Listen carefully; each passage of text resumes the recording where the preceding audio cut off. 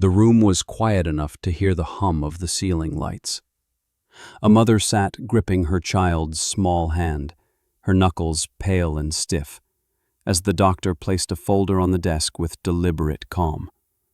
The father stared at the floor tiles, trying to steady his breathing. And then the words came, carefully, gently, without haste. The diagnosis. A phrase of medical certainty that felt like a thunderclap in their world. In that moment, time seemed to slow. The mother lifted her eyes and searched the doctor's face, desperate, not just for answers, but for some hint of safety in his expression. She found it in the way he leaned forward, elbows soft on the desk, voice steady, respectful. The truth was difficult, yet it was not delivered like a sentence, but like a hand extended.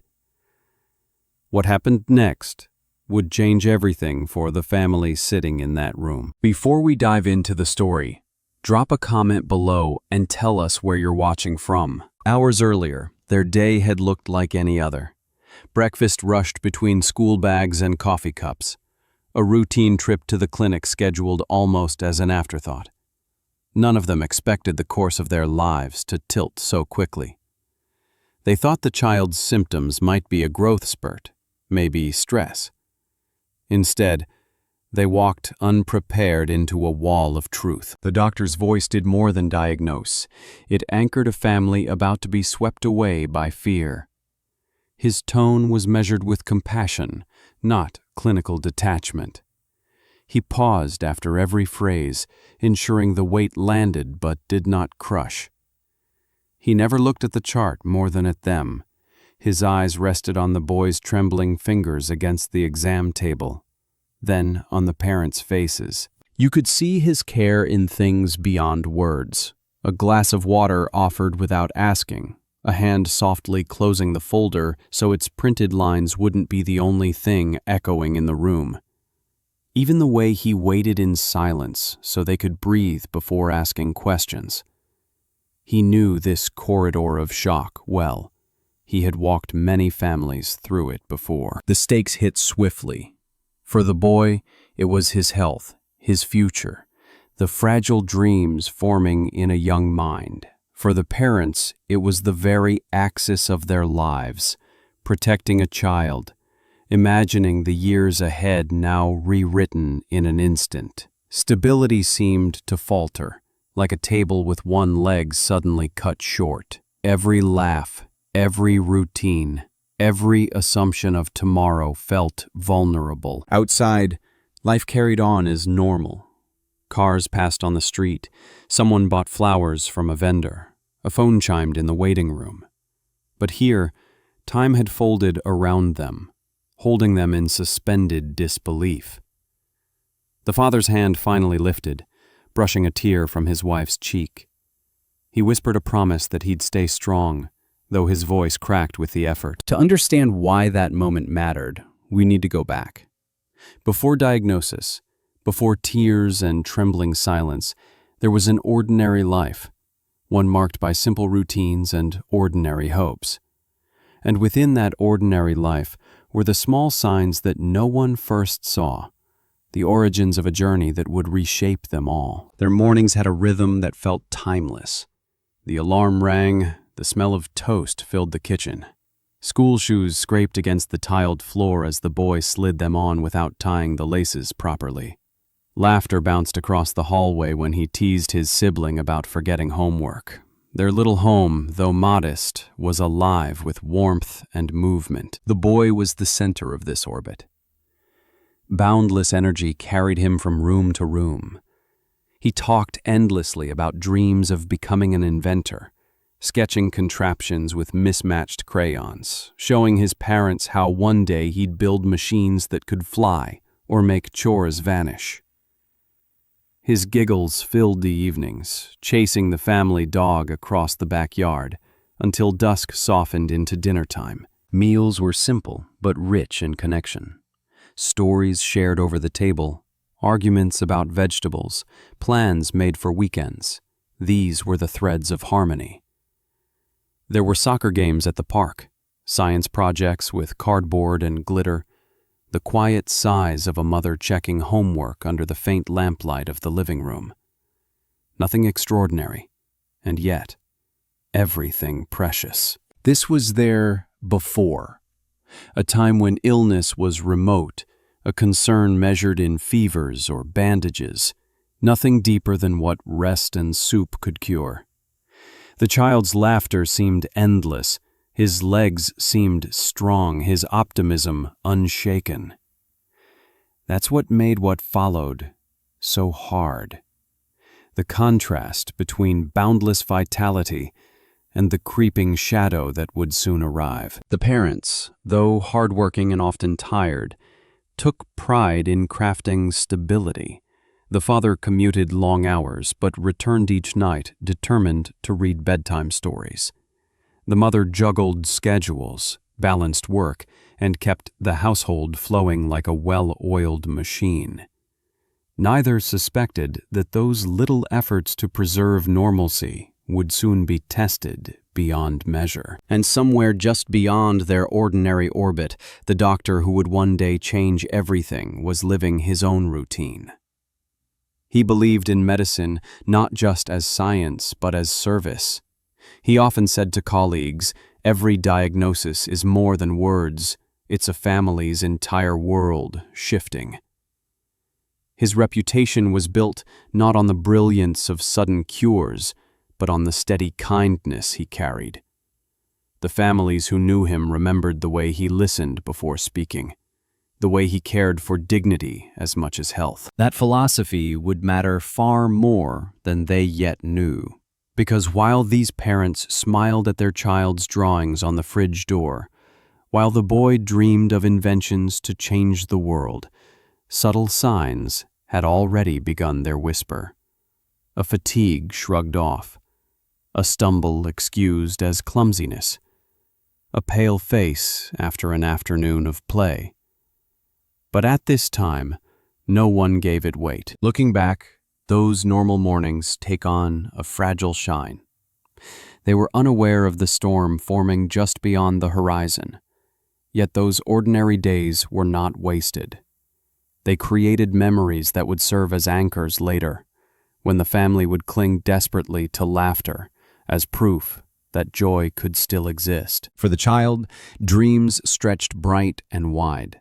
He wanted to travel, to invent, to see beyond the borders of their small neighborhood. Unaware of the diagnosis waiting around the corner, he prepared school projects with zeal, performed makeshift science shows for his parents in the living room, and shouted for them to applaud. Their applause always came, warm and genuine. This was what made the illness a thief, because illness doesn't just attack the body. It hovers over the future, stealing possibility. The boy didn't suspect it yet. His parents didn't either. For them, the greatest worries were report cards, groceries, and the hope that the upcoming summer could include a modest family trip. Contrast sharpened the heartbreak. The quiet stability of daily life, the innocence of laughter, these were the treasures that were suddenly placed against the weight of a medical reality. Once the subtle signs broke into undeniable symptoms, everything would change. Stability would break, dreams would be questioned, and love would be forced to prove its strength in ways none of them could yet imagine. Then came the subtle signs they almost ignored. It began so quietly, it was almost invisible. A pause in the middle of a soccer game, the boy leaning down with his hands pressed to his knees. His teammates shouted for him to catch up, but he stayed behind for just a moment longer, breathing heavily in a way that seemed unusual for his lively self. His mother clapped from the sidelines, reassuring herself it was nothing. Kids get tired, she thought. It's only a hot afternoon. But a few days later, the boy dragged himself upstairs after school instead of racing like usual. He set his backpack down with a thud and didn't chatter about his day. His younger sibling asked if he wanted to play, but he shook his head and lay on the couch. At first, the family dismissed it. Maybe he hadn't slept enough. Maybe he was catching a mild virus. These were the small, ordinary explanations parents reach for, the ones that preserve belief in normalcy. The father noticed paleness under the child's skin one morning while buttering toast. He paused, butter knife midair, staring at how wan his son looked. The boy smiled weakly back, insisting he was fine. The father forced a smile, but all through the drive to school his eyes caught glimpses in the rearview mirror. That shadow of fatigue didn't match the boy he knew, the boy who usually rattled off science facts until the car pulled up at the gate. At dinner, the decline revealed itself again. Instead of engulfing his plate, the boy picked at the food absently. His mother pressed her palm to his forehead, worried he might have a fever. It was cool. The absence of heat made the unease sharper. She couldn't explain why this small reduction of appetite unsettled her more than if he had shown obvious flu. Quiet troubles sometimes weigh heavier than loud ones. Their evenings grew punctuated by quiet whispers after the child went upstairs. The parents sat at the table long after dishes were cleared. The glow of the laptop lit their tight faces as they typed in symptoms. Fatigue in children, sudden pallor, stomach pains. Every search result seemed to widen the pool of worry. Some suggested ordinary causes. Others hinted at frightening ones. They chose the gentler possibilities aloud, but inside both tasted the metallic edge of dread. The boy himself sensed their unease. One night, as his mother tucked him into bed, he asked, "Am I sick?" Her voice caught as she replied, "Just a little tired. You'll be okay." She kissed his hair, but after she left the room, her eyes brimming in the hallway betrayed the fear hidden inside her words. Days passed, and the signs grew harder to ignore. The child winced climbing stairs, holding the railing as though years older.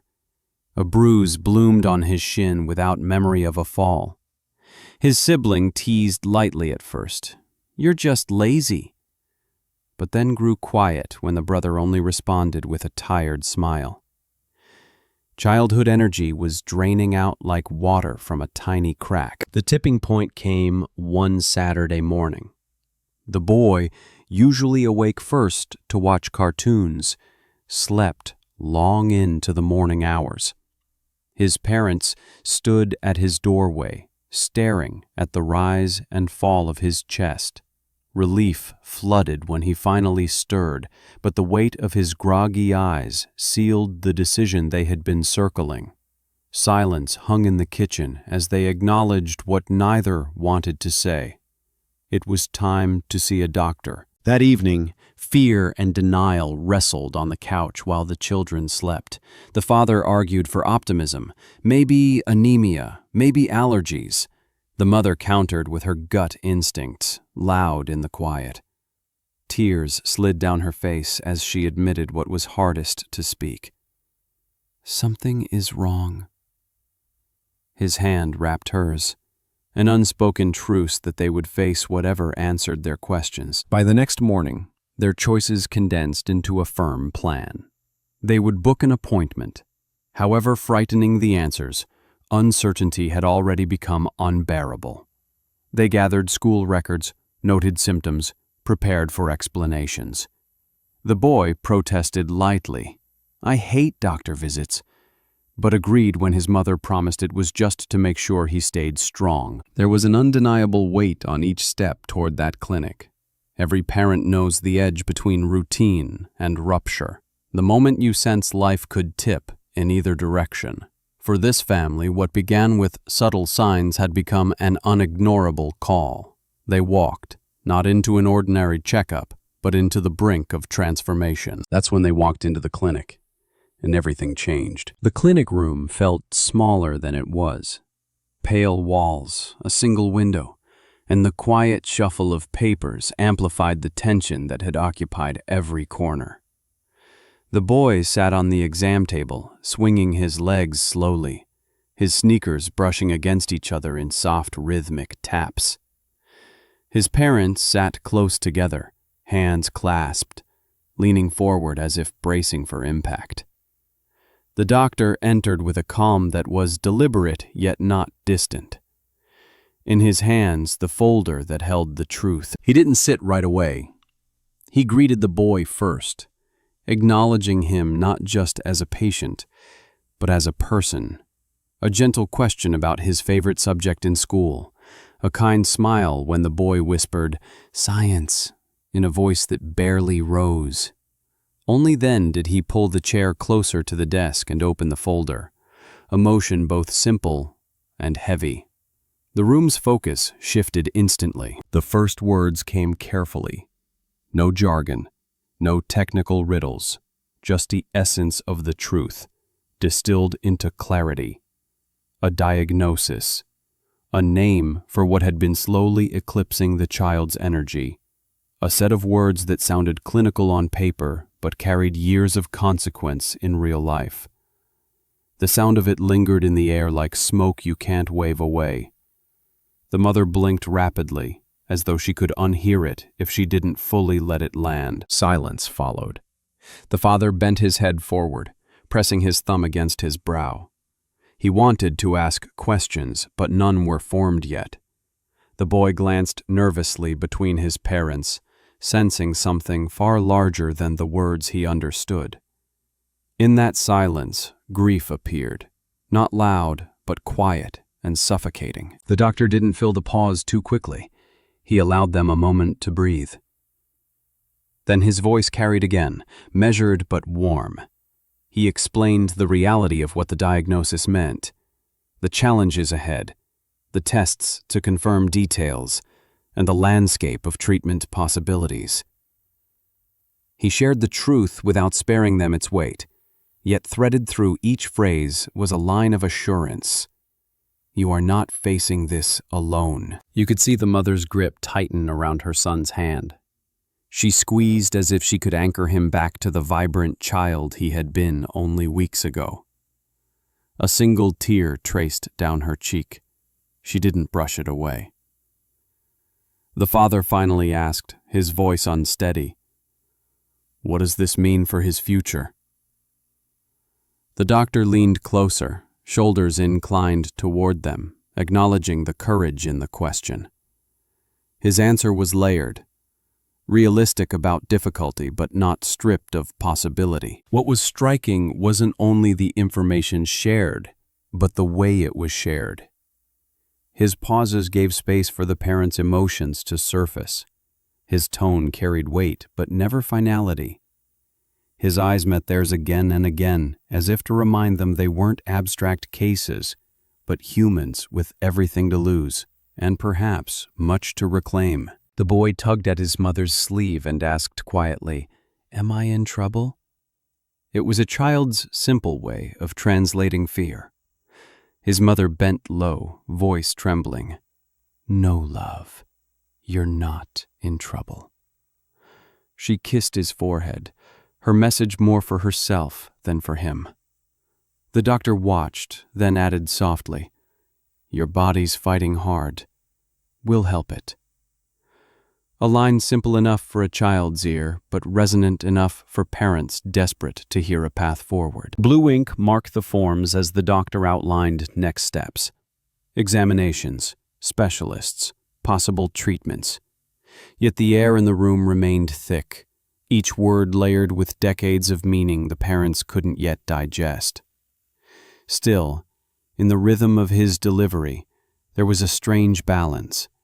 Information paired with presence. Fact paired with compassion. Shock works slowly. The mother's mind filled with fragments. Soccer games he might miss. Birthdays changed by hospital visits. Tiny dreams revised before they even had time to grow. The father thought about the mortgage, the logistics of care, the impossible balance of work and survival. Both felt the looming shadow of uncertainty wrap around them. This was more than a word. It was an earthquake splitting the path they had walked so far. And still, amid that rupture, the doctor's presence steadied them. He didn't promise miracles. He didn't make the diagnosis vanish. What he offered was something the room sorely needed: dignity. By treating them as people before statistics, he reminded them of a truth even heavier than illness. Connection could carry them through. When he closed the folder, it wasn't abrupt. It was careful. Fingers pressing gently, the sound of paper against paper softer than expected. As if he understood that the very motion symbolized a chapter ending, another beginning. His final words that day lingered. This will be hard. But there are things we can do, steps we can take.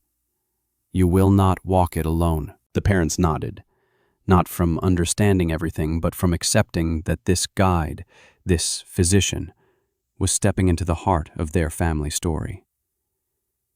The boy leaned against his mother's side, tired but calm, unaware of the depth of the moment. They walked out of the clinic holding more fear than they had imagined possible, but also carrying something small, almost hidden, an assurance that while the diagnosis had power, so did the human presence beside them. The father glanced back through the half-open door and saw the doctor tidying papers, his shoulders slightly slumped, the weight of another family's future now added to his own. That image stayed with him, compassion in quiet posture, a healer who, even after delivering hard truths, bore the burden with them. The family stepped into the night air, where cars honked in the distance and streetlights flickered. Life outside had not paused, but theirs had. The diagnosis had marked a turning point, one they never asked for, but could not escape. But within the diagnosis hid a door they hadn't yet seen, an unexpected path the doctor would soon reveal, one that could shift despair into the beginnings of hope. Long after the family left the clinic that night, the doctor sat at his desk beneath the fading hum of fluorescent lights. The building was nearly empty, floors quiet except for the distant sound of a cleaner moving a cart. He rubbed his forehead with tired fingers, the folder still resting in front of him. To the family, the encounter had ended. For him, it lingered. He knew from experience that diagnosis isn't a moment. It's a weight, one he carried alongside the people he served. He remembered his own beginnings as a young physician. Years earlier, as a trainee, he had watched a patient receive similar news from a senior doctor. Back then, the bluntness of the delivery had stunned him. No pause, no acknowledgement of humanity, just the cold efficiency of fact. The family's faces had broken under the weight of it, and he had walked away realizing medicine must be more than science. He carried that memory like a scar, a reminder never to repeat the error. Now, delivering truth was still difficult. It always would be. Each diagnosis settled on his chest like another stone added to a growing pile. He'd learned not to chase the illusion of detachment, because detachment never truly protected anyone. Families needed presence, not distance. So he leaned in, softened his voice, and found ways to carry pain without amplifying it. That was his quiet resilience. He often told himself, "If I cannot change the words, I must change how they sound." And tonight, those words had been heavy ones. He'd seen the mother's grip tighten on her boy's hand, the father's bent head, the pale confusion rippling across the child's face. He knew they would remember that moment forever, and his role wasn't simply to mark an illness, but to soften the blow of its first delivery. It cost something from him each time. The long drive home after such sessions wasn't filled with music or distraction. It was silence, reflections replayed. Sometimes his wife would ask at the doorway, "Hard day?" He would nod, usually with no details, because confidentiality was sacred. But the weight showed in his posture, the fatigue around his eyes. Still, within that quiet burden there was resolve. This was why he was here. When he first chose medicine, it wasn't prestige or curiosity alone. It was because he had once been the son of a patient. A childhood memory of his own mother in a hospital bed, frail and waiting for results. He remembered the doctor then, a man with kind eyes who bent down to explain in words a boy could understand. That moment had planted the seed. Medicine was more than stethoscopes and charts. It was the art of making unbearable truths bearable. Those roots still nourished him now. Tonight, he thought of the family's future. He knew the road would contain long nights, treatments, and possible setbacks. He also knew he could not promise certainty. Yet within his training and his knowledge rested another possibility, something not yet spoken. He thought of ongoing studies, of programs designed to give children like this boy another chance. It wasn't a guarantee, but it was a door he could open. He had met colleagues who believed sharing such possibilities too early would spark false hope. Yet in his philosophy, hope was not fragile. It was necessary. Without it, despair swallowed families whole before treatment even began. He was careful, yes, but never silent about paths that might nourish courage. So as he sat in the dim light, he planned how he would phrase it. Not as a miracle, not as certainty, but as choice. He reflected on his approach. To him, the medical world was more than equations of risk and benefit. It was deeply human terrain. A frown, a hand on the shoulder, an honest acknowledgement of fear. These mattered as much as prescriptions. Families rarely remembered dosage instructions word for word, but they always remembered how their doctor made them feel in moments of crisis. And that memory often fueled their endurance later. What nobody knew as they left that night was that he himself was preparing for another difficult task, offering hope responsibly. Tomorrow he would sit with them again, perhaps in the same quiet room. He would share what he knew of an emerging option. He would look them in the eyes and make sure they understood it wasn't magic, nor easy. But it was real. And for a boy whose laughter had dimmed, real was enough. He leaned back in his chair, sighing as he closed the folder. He whispered a brief prayer, something he sometimes did after tough cases. Not loudly, but enough to center himself. A hope for strength, clarity, and compassion. He shut off the desk lamp, leaving the room in shadow. Tomorrow would arrive quickly, and with it the responsibility to extend more than just information, to extend belief that even in difficulty, there could be light. As he walked down the empty corridor, his footsteps echoed softly. He thought again of the boy's question. Am I in trouble? There was no chart entry for such fear, no lab test that measured it, but he knew the answer mattered just as much as any medical scan. His job was to remind this family that while illness had entered their world, they still had allies who would stand with them. And so, even as exhaustion pressed against him, he carried within him a sense of guarded anticipation. He had something to share with them soon, something unexpected. Not certainty, but possibility. Not rescue, but resilience. It was the kind of hope that mattered most, the kind born not of fantasy, but of choice and care. He left the building with the night air cool against his face, stars faint above the parking lot. To anyone else, the day was ending. For him, a crucial part of it was only beginning.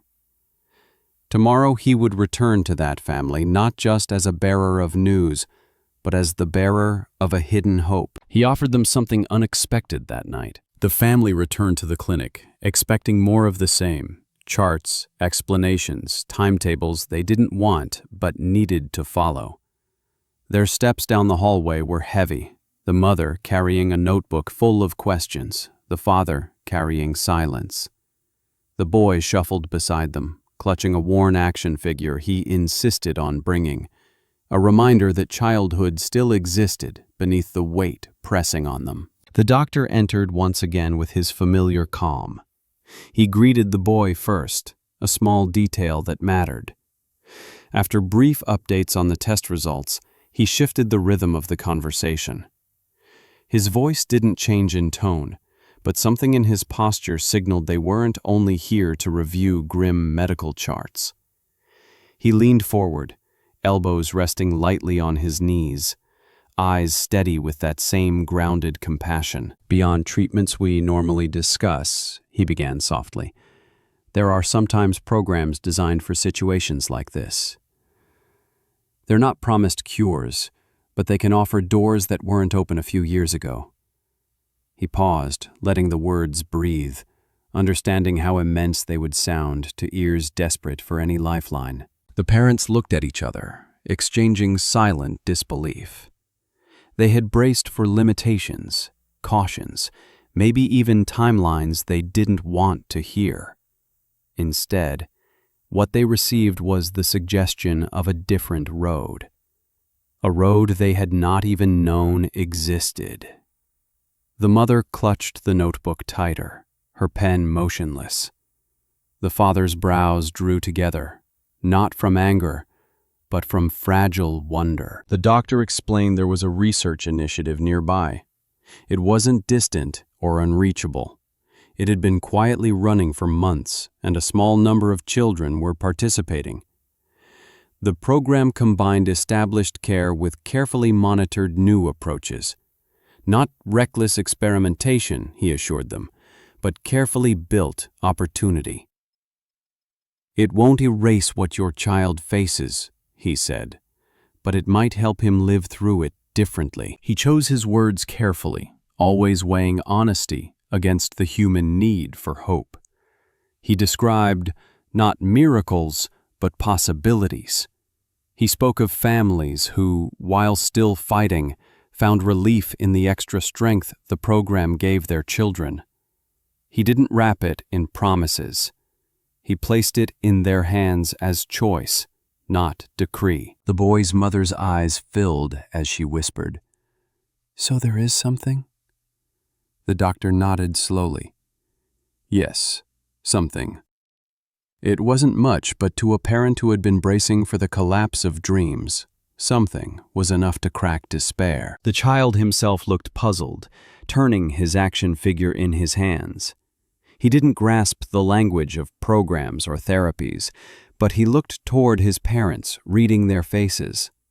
When he saw a faint spark return to his mother's eyes, he smiled tentatively, as if borrowing her hope without needing to understand its source. The doctor unfolded a brochure, plain, not glossy. It showed images of rooms that looked less like clinical wards and more like supportive spaces. Bright windows, reading nooks, places designed for children's resilience. Within those walls, research met kindness. Staff specialized not just in treatment, but in understanding the fear children carried. The program wasn't famous, and that almost made it feel more genuine. No lavish promises, no headlines, just quiet care behind unassuming doors. The father asked the practical questions: duration, risks, demands on the family's schedule. The doctor answered each with honesty. There would be long days, monitoring, paperwork, and no certainty of dramatic results. But there was the chance of improvement, sometimes subtle, sometimes visible. And, he noted, there is community there. Families walking similar paths, supporting each other. Sometimes that's as powerful as the medicine. The mother's hands twitched as she flipped the brochure pages. She imagined her son inside those brighter rooms, not cloistered in sterile gloom. She imagined him laughing again, meeting other children who understood without needing explanation. Already the picture in her mind shifted, from endless appointments to shared resilience. For a moment, fear intruded. What if it raised hope too high? What if participation only led to disappointment or harm? The doctor didn't run from those fears. He acknowledged them openly, saying, "This isn't easy. You should sit with it. Ask me anything, at any point. My role here isn't to persuade. It's to walk with you if you choose it." There was humility in his phrasing. He didn't stand as savior, but as guide, offering a lantern in the dark. Compassion wrapped every word, giving them permission to weigh choice without judgment. Then came quiet. The parents sat with their own thoughts. The father tapped the edge of the chair. The mother finally let the tears fall, no longer fighting them. They weren't tears of grief alone, but of relief, because, finally, there wasn't just the shadow of illness. There was also the faint outline of possibility. The boy reached forward and touched the brochure, his small finger pressing against an image of a bright hallway. "Is this where I'd go?" he asked. His parents nodded, unable to answer aloud. The doctor smiled gently, acknowledging the courage behind such a simple question. "Yes," he replied. "That's one of the places. You'd meet new friends." Mixed emotions swirled. Skepticism, hesitation, cautious optimism. But beneath them all, the pulse of something vital had returned. For weeks, despair had driven every conversation. Now, even within their nervous questions, they began to carve space for hope. As they prepared to leave, the doctor said plainly, "Take your time. This isn't a decision to rush. But remember this, you're not cornered. There is another path to try." Those words carried home with them, echoing through the long car ride. That night, the mother placed the brochure on the kitchen table between plates of untouched dinner. The family sat staring at it, the boy tracing the cover with his action figure like a game, oblivious to its weight. The father finally said, "Maybe this is the way forward." The mother whispered, "It has to be." They didn't yet know what waited, didn't know the uncertainty still to come. What they knew was this: buried inside the diagnosis was something they hadn't expected. It was not escape, but it was possibility. The doctor had stopped despair from closing the door entirely. The choice wasn't promised safety, yet it was more than they had yesterday. And that mattered, because sometimes the smallest hinges open the heaviest doors. The family chose to take the leap. The morning of departure came sooner than expected. Suitcases stood by the front door, not the kind packed for vacations, but for an uncertain stay away from home. The parents folded and unfolded clothes, slipped in books and toys, packed familiar snacks, just in case. Every zipper closed felt like stitching the reality tighter, pulling them closer to a threshold they weren't sure how to cross. The boy sat on the couch holding his action figure, anxious but distracted by the promise of meeting new friends. Conversations had been heavy during the days leading up to this. The father stayed up late searching maps, calculating distances to the facility. The mother scribbled questions into her notebook, every blank line a reminder of what they didn't yet know. At one point she stopped writing and simply held the pen, whispering a quiet prayer into the silence. The weight of preparing wasn't just about logistics. It was about readying their hearts. Explaining the journey to their younger child was harder. Sitting together at the kitchen table, the parents tried to keep their voices steady. "Your brother needs a special place to help him feel stronger," the mother said. The sibling frowned, confused. "When will he come back?"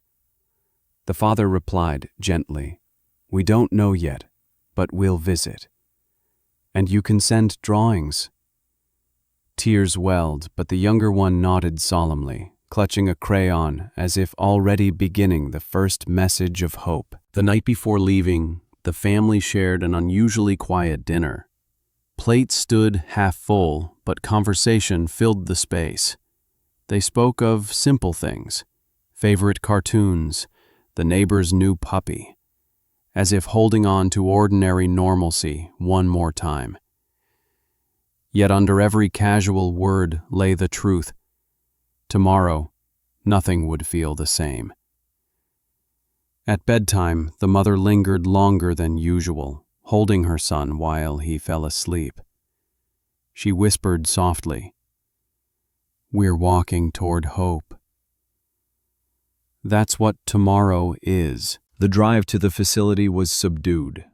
The city blurred through car windows, the hum of the tires carrying them into unfamiliar ground. The father tapped the steering wheel rhythmically to steady his nerves. The mother gripped her son's hand in the back seat, her thumb tracing patterns on his palm. He dozed against her shoulder, sleepy but curious, occasionally asking, "Are we there yet?" Arrival startled them. The building rose not as a daunting hospital tower, but as a modest structure with windows cut wide to let light spill through. A painted mural decorated one wall, bright images of balloons and children's drawings. It immediately softened the tension that had sealed their throats for weeks. "It doesn't look scary," the boy whispered, surprised. The parents exchanged glances, relief fluttering across their weary faces. Inside, the first steps were hesitant. Staff members greeted them with warm smiles, not forced but genuine. The receptionist spoke directly to the boy, kneeling slightly to his level. Volunteers handed him a simple sketchpad and crayons. These weren't medical procedures, but gestures that mattered. For the mother, who had braced herself for sterile corridors, the presence of laughter drifting from a playroom almost undid her. The orientation began gently. A coordinator explained how their days might unfold. Sessions, assessments, moments of rest. But alongside the details came reassurances. There would be spaces for parents to talk to one another, support groups where they wouldn't feel alone. The father leaned forward, listening intently, while the mother scribbled furiously into her notebook. Both were guarded, yet drawn into a sense that this wasn't just treatment. It was a community. The boy's first steps down the hallway were cautious. He held his action figure in one hand, his mother's sweater edge in the other. Passing children with shaved heads and IV poles, he first stared, and then smiled shyly when one smiled back. A silent exchange carried more strength than explanations ever could. This was where survival wasn't hidden in whispers, but shared openly with courage. Throughout it all, the doctor remained steady. He had come to meet them there, greeting the boy again with warmth. For the parents, his presence was an anchor. Each time he spoke, the measured weight of his voice hinted not at certainty, but at care. The father later admitted to himself that as nervous as he felt, seeing the doctor here, on familiar terms, not distant, made the unfamiliar ground bearable. Evening arrived with exhaustion. The family settled into a small guest room provided for new arrivals. It was plain but comfortable. A window with curtains, 2 chairs, a bed for the child, a pull-out for the parents. They unpacked slowly, placing photos from home along the shelf, trying to transplant memory into sterile walls. The younger sibling's first drawing had been tucked into the suitcase. The mother taped it beside the bed where her son could see it each night. When the child finally fell asleep, the parents sat together in the dim light. For the first time in weeks, they didn't whisper only about fear. They spoke of cautious trust. "Maybe this really is the door we needed," the mother said quietly. The father, weary but resolute, nodded. "We've stepped through it. That means we have to keep walking." Outside the window, the facility lights glowed softly in the night. Families came and went. Somewhere, laughter rose faint in the distance, followed by the rhythmic beep of machines.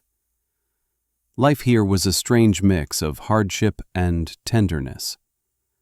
The parents recognized that their journey had only begun, but in this place they weren't alone.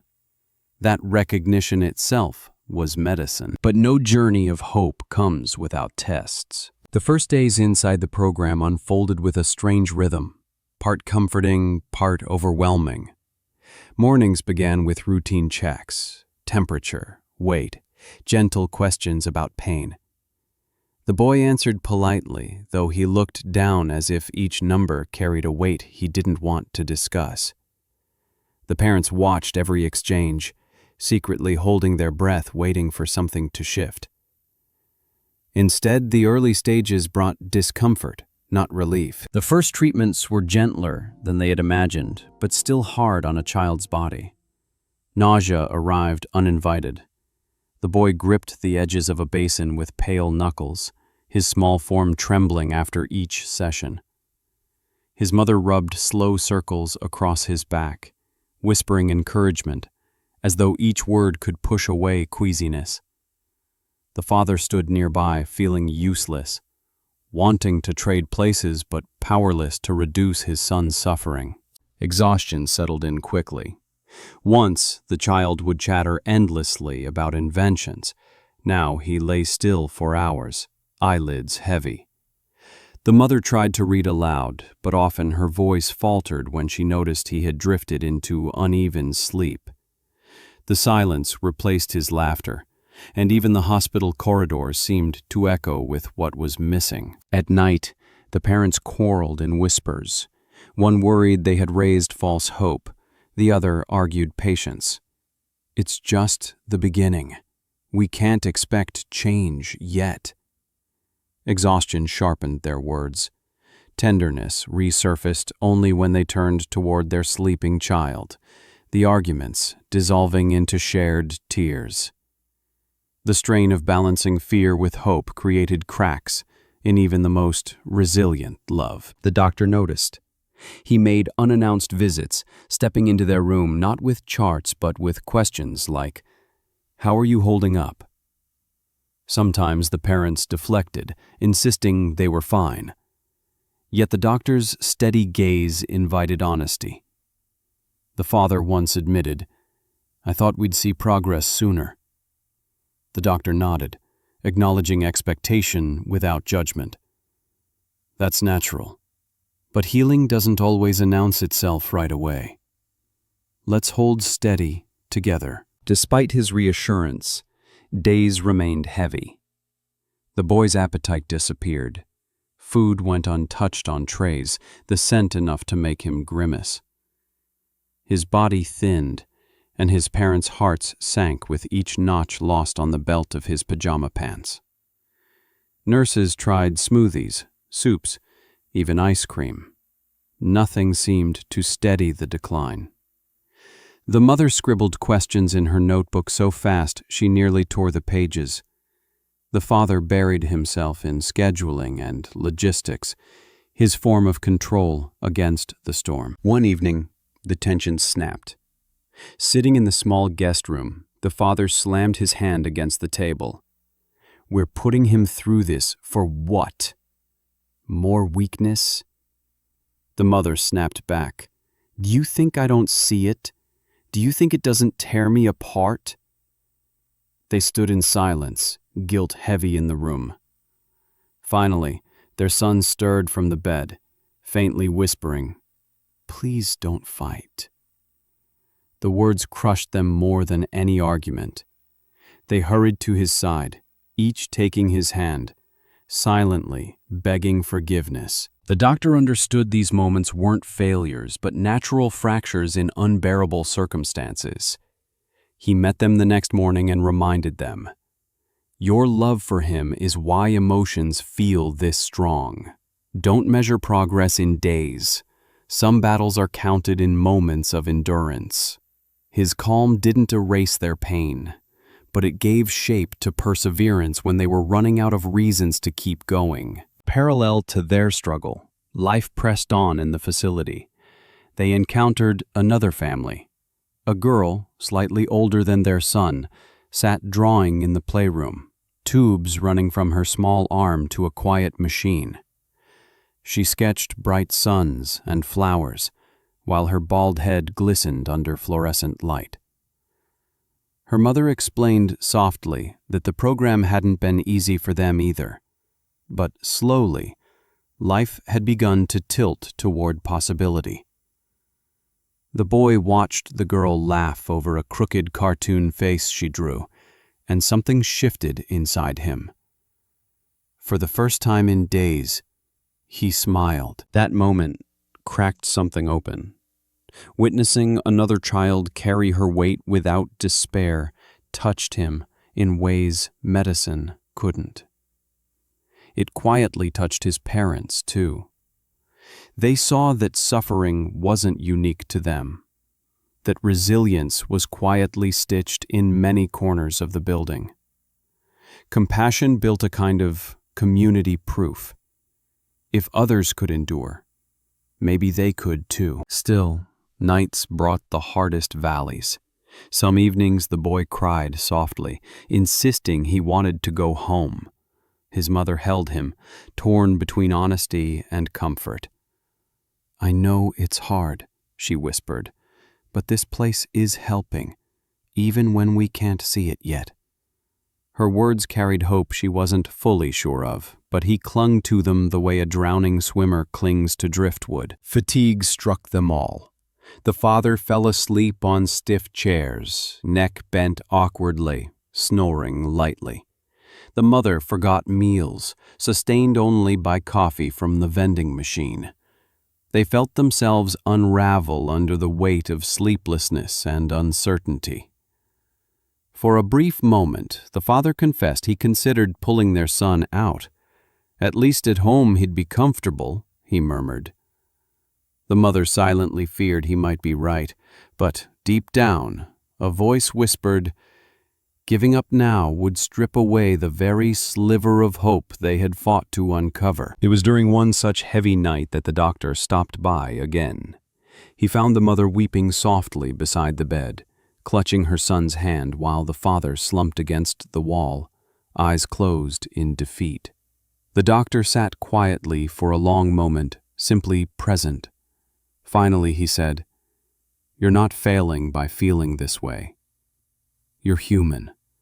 But don't forget, he looks to you and sees strength. Even your tiredness can still hold love enough for him to feel secure." Those words reached them. The mother wiped her eyes. The father lifted his head. Exhaustion hadn't vanished, but the idea that love itself counted as strength reignited something.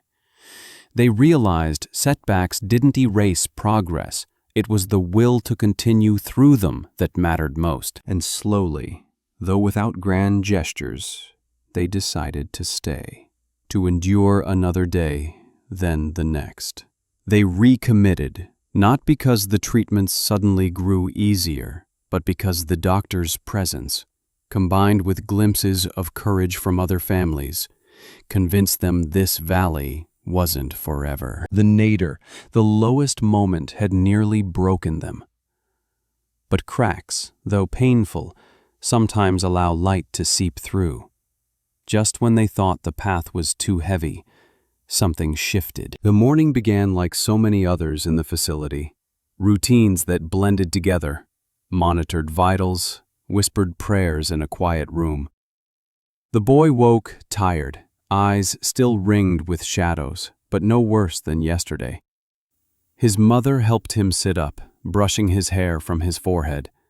She expected another day of slow decline, another day of waiting for something, anything, to tell them this struggle was worthwhile. But when the nurse entered with her calm efficiency and gently spoke the child's name, his answer carried a spark. His voice, though small, was clearer than it had been in weeks. The mother froze, processing the subtle difference. It wasn't a cure. It wasn't a fanfare. It was a new note in a tired melody, and it startled her heart into rhythm again. Throughout the day, other shifts appeared. At lunch, he reached for the spoon himself, a simple act that had vanished lately. He ate modestly, but with an interest unseen for days. His father, cautious not to cry in front of him, blinked quickly and smiled instead. Afterward, the boy asked if he could sit by the window for a while. Small, almost invisible steps, yet significant enough for the parents to grip each other's hands tightly in silent wonder. The doctor arrived during afternoon rounds. Observing the boy's alertness, his gaze softened, though his expressions remained measured. He reminded them gently, "These days can be unpredictable. Let's celebrate each sign, but remain steady." He wouldn't declare miracles. His training anchored him firmly against such illusions. Yet his eyes shone faintly, betraying his quiet recognition that something valuable was unfolding. Later, during a therapy session, the boy drew with his crayons.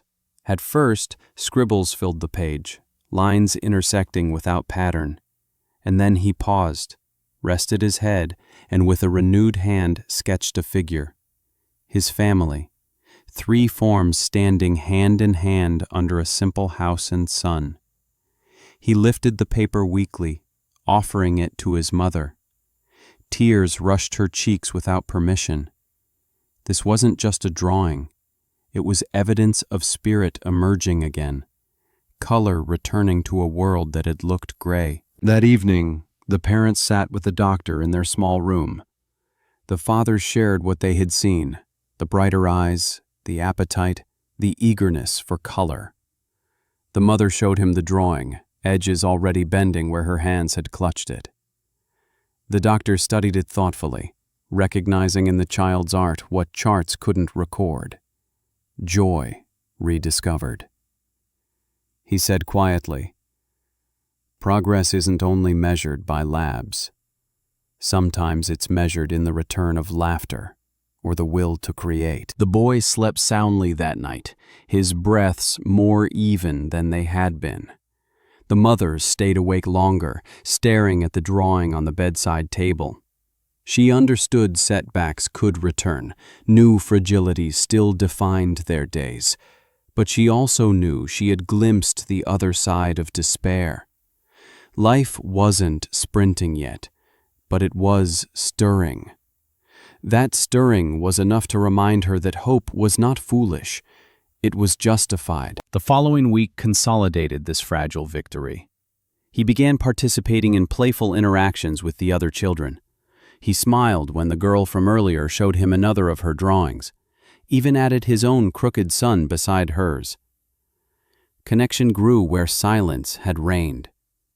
His father, observing from the doorway, pressed both palms together in gratitude. He hadn't expected joy to resurface within these sterile hallways, but here it was, simple and undeniable. Still mindful, the doctor counseled them against letting optimism inflate into certainty. He reminded them the path was long, filled with possible reversals. Yet he also admitted, with a rare brightness, "These are the moments we build on." His humility grounded them, ensuring they celebrated without losing vigilance. One afternoon, the boy surprised everyone during a gentle exercise task. He stood unassisted longer than before, determination tightening his lips. His mother cheered softly, her voice careful not to overwhelm him. A nurse clapped lightly. The father recorded the seconds on his watch as if every tick was proof of resilience. When the boy finally rested, breathless but smiling, a new kind of silence filled the room. Not the silence of fear, but the silence of awe. That evening, the doctor visited again. He sat beside the child, speaking gently. "I can see your effort. Each step matters." The boy, gripping his action figure, whispered, "I want to get strong." It was the clearest articulation of desire since treatment began. The doctor nodded, softly affirming that strength was already inside him. The symbolic artifact of this period became that crayon drawing. The family taped it above his bed in the guest room. Nurses glimpsed it during rounds and commented on its light. Other families noticed and smiled. For the parents, it became evidence that beyond nausea, beyond exhaustion, beyond despair, something was germinating. A visual testament that the child could still dream in color. Gratitude became their companion. Small thanks offered over cafeteria trays, whispered acknowledgments during the night. The mother frequently expressed silent prayer, not asking for miracles, but simply expressing, "Thank you for today." The father, less verbal, carried gratitude in his posture. He held his wife's shoulders more gently, kissed his son's head more frequently, knowing each moment of grace deserved recognition. The breakthrough didn't erase the road behind, but it shifted the atmosphere from suffocation to breath. Fear still lurked, but it no longer monopolized their days. Optimism shared space with grief, creating a complex but livable balance. Their child was fighting, and that fight was showing signs of effect. Days later, the doctor summarized it best while standing at the foot of the boy's bed. "Remember," he said quietly, "this isn't an end point, but it is an opening. Let's walk it with care." His words etched themselves into the parents' minds. They didn't confuse progress for victory, but they embraced it as life regained. As they left the ward that night, the boy asleep behind them, the parents exchanged weary smiles, soft but real. The mother whispered, "We have a future again." The father nodded, emotions swelling in his chest. For the first time since the diagnosis, the word tomorrow sounded like promise instead of threat. That discovery didn't end the journey, but it gave them a future. Morning light slipped through the curtains of the small guest room, touching the drawing taped to the wall. The boy stirred, opened his eyes, and for the first time in months whispered, "I'm hungry." His mother, startled, rushed to the bedside and laughed through tears. A tray of cereal and warm milk arrived. He ate slowly but steadily, and each spoonful felt like a victory. What seemed ordinary weeks before had now become monumental. The parents learned that transformation doesn't arrive in one sweeping moment. It builds in fragments, appetite regained, laughter resurfacing, courage found in small steps. Each day revealed another piece of the boy that had been eclipsed. His strength crept back, not as a flood but as a rising tide. They could sense change not only in him but in themselves. Fear no longer dominated every thought. Cautious joy began to stitch itself into their hours. Afternoons grew brighter. In the playroom, the boy started joining art sessions with other children. He sketched crooked shapes, held crayons with renewed steadiness, and even cracked a joke that made the nurse laugh out loud. His father, watching from the doorway, found his chest tight with pride. There had been nights he thought he'd never hear his son tease anyone again. Now that playful spark was flickering again, fragile but real. Meals became less battles and more celebrations. The mother began adding touches from home, jars of jam, cookies a neighbor had sent. She watched her son reach for seconds, astonished that appetite could return after so long lost. The evidence wasn't only nutritional, it was emotional. His willingness to eat showed an interest in life rekindling. She leaned into her husband's shoulder one evening and whispered, "He's back." Yet, transformation didn't belong only to the boy. The father, once stoic, became more openly affectionate. He was known to clasp his son's shoulder or kiss his forehead without waiting for a private moment. The mother noted this change quietly. The crisis had stripped him of hesitation, teaching him to wear love plainly. Their marriage, tested by exhaustion and quarrels, grew softer too. They spoke more kindly, recognizing the fragility of time. Once they might have argued over chores. Now each task felt like shared service to their child's well-being. The doctor remained central, present, but never self-centered. He knew progress could be attributed partly to treatments, partly to the boy's resilience, and partly to something medicine couldn't measure: community, compassion, belief. He never claimed credit. Instead, he pointed out the boy's own strength or his parents' faithful presence. "You created space for him to recover," he told them once, his voice warm. The parents carried those words like quiet medals. Gradually, ordinary moments returned. The boy asked for stories at bedtime again, laughing at the silly voices his father made. He hummed along to songs his mother put on a small radio. He played simple games in the hallway with another patient, rolling a ball back and forth, celebrating each catch with genuine laughter. Laughter that echoed down sterile corridors like music. The transformation reshaped their outlook on tomorrow. They stopped fearing each morning as another test of decline. Instead, they began hoping for surprises, however small: a stronger step, a longer smile, a moment without nausea. Each surprise reinforced the belief that life, though fragile, could also be generous. Renewal didn't mean erasing the illness. The boy still faced treatments, still tired quickly, but now he carried himself differently. Shoulders lifted, eyes brighter.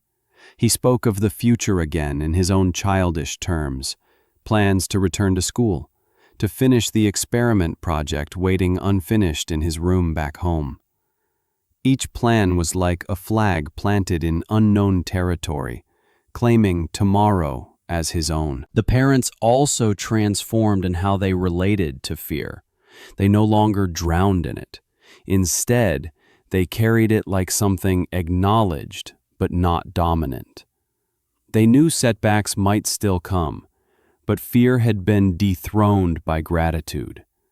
Their notebooks filled now not only with questions, but with small lines of thanks jotted in the margins, reminders of joy preserved amid hardship. Letters began arriving from neighbors and relatives, little gestures affirming the community beyond the facility.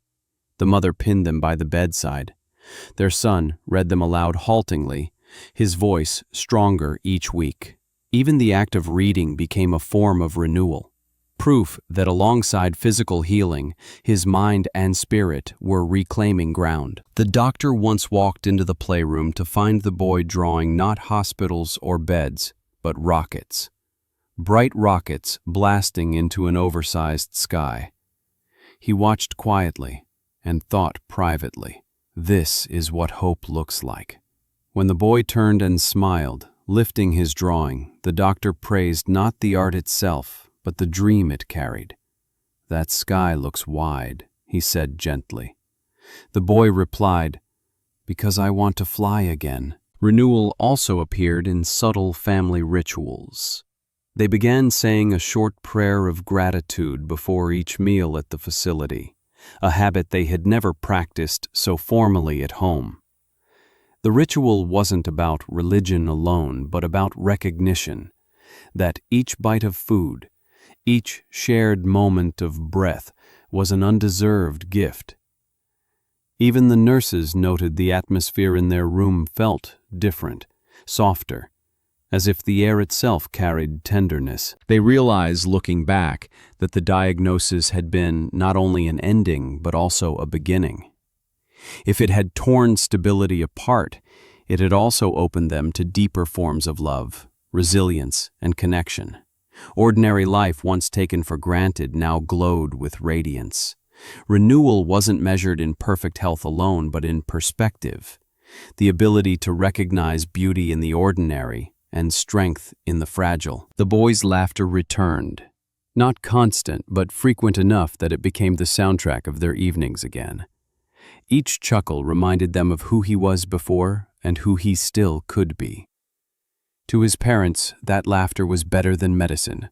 It was life itself, amplified in sound. The doctor stepped back whenever gratitude fell on him. He accepted their thanks with humility, always redirecting praise to the child's courage and the parents' endurance. For him, being part of this transformation was enough. He believed that renewal wasn't about heroic intervention, but about walking faithfully with families until their own strength surfaced. And so their days grew richer. Not without fatigue or shadows, but threaded through with new vitality. The family felt themselves standing again, supported by hope that no longer trembled but stood firm. They discovered that renewal isn't the return to what was lost. It's the creation of something even stronger, built from cracks that healed into seams of gold. Looking back, they understood the diagnosis was not an end, it was the beginning of their transformation. They hadn't only found hope, they had learned to live inside it. Years later, the drawing of a rocket, once taped above a hospital bed, remains preserved in a simple frame on the family's living room wall. Its crooked lines and bold colors don't just show a child's imagination, they mark a turning point. To visitors, it may look like any child's sketch, but to this family, it's an artifact of survival, a reminder of the moment sickness loosened its hold and hope returned. The boy grew stronger with time. School resumed, though carefully paced, and laughter spilled from hallways again. Teachers noticed his quiet resilience. He no longer rushed through days carelessly. He savored them. At recess, he joined games slowly, mindful of his body, but his joy was unmistakable. Classmates gathered around his stories of the place with the mural, listening wide-eyed as he spoke of friends he met there. His illness became part of his identity, but not the whole of it. At home, life resumed its familiar rhythm, but transformed. Dinner tables became sacred. Every meal shared felt like recovery echoing into ordinary life. The younger sibling, who had once sent heartfelt crayon drawings to the facility, now delighted in having an attentive playmate again. They bickered, laughed, and chased each other until evening light dimmed. Their parents watched each ordinary quarrel with a strangely reverent smile, knowing how fragile such noise once was. The legacy of hope extended beyond their own walls. The parents began attending local support circles, speaking softly but honestly about what they endured. They didn't dramatize, they simply offered real stories. Other families, freshly pressed into diagnosis, clung to their words. The mother often said, "We were where you are, lost and afraid. But there are doors you can walk through." Her voice carried authenticity, born in midnight tears that slowly turned to gratitude. The father, once quieter, discovered his role as advocate too. He spoke at community gatherings about supporting families in medical crisis, practical help with meals, transportation, or childcare. To him, generosity wasn't optional. It was the very force that sustained them at their lowest.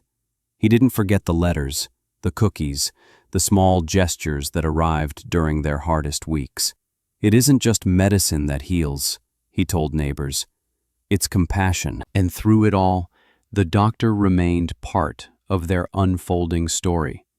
He continued his work, carrying new families through shadows, shouldering their grief with steady poise. Sometimes he received updates on his former patients. A postcard from this particular family arrived one summer. A photograph of a grinning boy at the park, holding a kite against the sky. Written in the corner, the simple words, "Thank you for helping us find our way here." In his office, the doctor placed it in a quiet drawer reserved for such mementos. He didn't need accolades or awards. These small artifacts reminded him that his vocation wasn't about final victories alone, but about journeys sustained. Each card, each note, each photo testified not to miracles, but to endurance cultivated when medicine joined with empathy. The boy himself grew to recognize what his doctor had given him. As he matured, he spoke openly to peers about surviving difficult times. His story wasn't dramatic in tone. It was thoughtful, deliberate. He described how someone's calm voice can change how truth feels, how dignity can soften even the hardest days. For him, that legacy became an internal compass. His dreams of invention returned, tempered with a desire to create things that help people endure. Legacy also appeared in the way the family redefined hope. Once they imagined it as miraculous escape. Now they understood it differently. Resilience, connection, and meaning woven into ordinary chances. They realized that their darkest hours had carved out deeper empathy, and that this empathy had power beyond themselves. At birthdays, especially the boys', celebrations became reflective. Candles weren't blown out impatiently.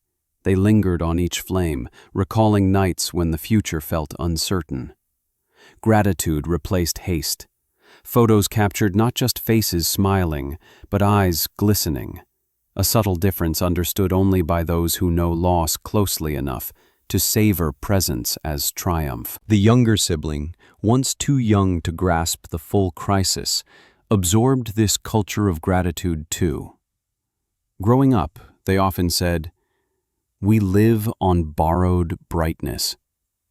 It became a family phrase, shorthand for remembering how fragile and how precious life could be. In wider circles, their voices mattered. The mother contributed to articles in community newsletters. The father joined advisory boards at the facility, ensuring resources improved for other families just entering their storms. Their advocacy wasn't professionalized. It was heartfelt volunteerism, offered from the conviction that their survival demanded giving back. Through all those years, their doctor remained a quiet thread running through their story. Often unseen, he nevertheless represented the spark of compassion that altered their trajectory. For him, legacy wasn't titles or research citations, but families like theirs living ordinary, beautiful days again. Looking back, the family never described the diagnosis as a curse. They spoke of it as a threshold. Yes, it carried fear and pain, but it also unlocked reservoirs of love, courage, and shared humanity they might never have known otherwise. They didn't claim to welcome suffering. They claimed instead to honor what rose from it. On quiet nights, when the house grew still, the mother sometimes paused by the framed rocket. Its lines were uneven, its proportions off. Yet to her, it was perfect. Because inside those bright strokes lived proof that hope had survived. That drawing would one day fade in color, but never in meaning. The boy, now older, sometimes smiled at it, embarrassed. "It looks childish," he'd mutter. Yet inside he knew its value, just as his parents knew, just as his doctor had known the moment he first saw it. It symbolized not just survival, but renewal. What began as a day of devastating diagnosis grew through persistence and compassion, into a legacy far beyond that clinical room. Hope had seeded itself not as fragile illusion, but as enduring truth. Their family carried it forward, extending it to others, proving through their lives that despair never has the final word. That is the legacy of hope. The diagnosis that once shattered their peace became the very door through which resilience stepped. What had sounded like an ending transformed into a new vocabulary of survival, dignity, and quiet strength. The boy's journey taught his family and everyone around them that even the harshest truths can contain hidden openings.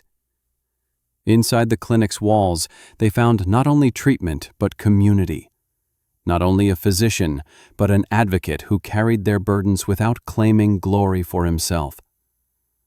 That partnership between skill and compassion was the bridge that carried them over despair's chasm. For the parents, this experience rewrote how they saw life.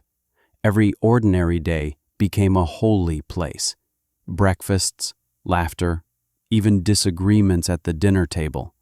They discovered those moments were the legacy they had feared to lose, and preserving them felt as victorious as any cure ever could. Hope never arrived as fantasy. It arrived as small steps, held hands, quiet encouragements, the things so easily overlooked yet powerful enough to sustain. Their story does not erase suffering, but reframes it. Hardship can wound, but it can also reveal the strength of love. And so the conclusion isn't about one family alone. It's about what's possible when medicine is human, when doctors walk with families not as distant experts, but as fellow travelers. That companionship turns a frightening diagnosis into the beginning of renewal. If this story moved you, share in the comments where you've witnessed hope emerge in dark times. And if you believe in stories where compassion reshapes despair, subscribe to this channel for more.